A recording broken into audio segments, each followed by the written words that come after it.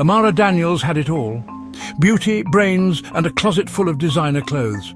She was living the dream, climbing the corporate ladder in New York City. Magazines wanted to feature her, men wanted to date her, but behind the dazzling smile, Amara felt a growing emptiness.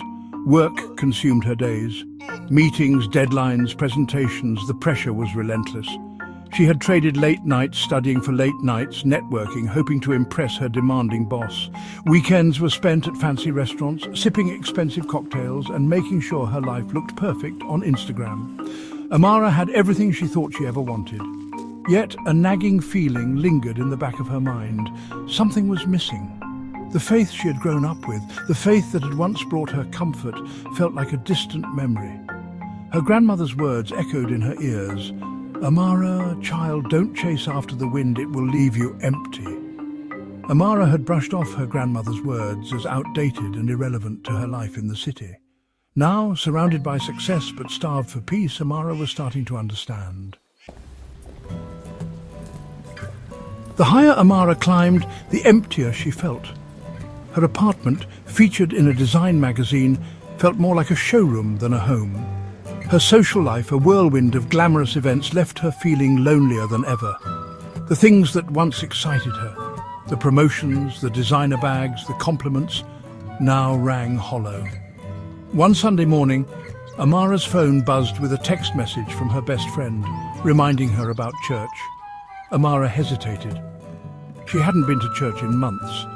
"Work is too crazy," she would tell herself, using her demanding job as an excuse.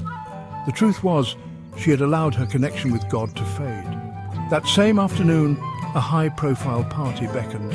It was the event of the season, and everyone who was anyone would be there. Amara knew it was her chance to network with influential people and solidify her position in the company. But as she got ready, the text message from her friend tugged at her conscience. Amara stood in her luxurious walk-in closet, staring at her reflection in the mirror. Two invitations, two choices. One promised temporary satisfaction, the other a chance to reconnect with something deeper. Amara chose the party. Slipping into a shimmering silver dress, she silenced the whispers in her heart. The party was everything she expected. Dazzling lights, loud music, and a sea of faces. Yet, amidst the glamour, Amara felt a profound sense of isolation. The conversations felt superficial, the laughter strained. As the night wore on, Amara found herself drawn to a quiet corner on the balcony. Looking out at the city lights, she felt an overwhelming wave of sadness wash over her. The glittering skyline, a symbol of ambition and achievement, suddenly seemed cold and indifferent. At that moment, a memory flashed in her mind. It was her grandmother, her warm hand clasped around Amara's small one, walking to church on a Sunday morning. She remembered the feeling of peace that always settled over her in church, the joy in her grandmother's voice as they sang hymns together. It was a stark contrast to the hollowness she felt now. As if on cue, Amara's phone vibrated. It was a message from her friend, sharing the sermon notes from that morning's service. The title, "Finding Peace in a Noisy World," jumped out at her. It was like a whisper, a gentle nudge from a God she had tried to ignore. That night, for the first time in a long time, Amara prayed. She didn't pray for a promotion or a new car. She prayed for peace, for guidance, for a way out of the emptiness that had consumed her. Tears streamed down her face as she poured out her heart to God, confessing her neglect and longing for His presence in her life.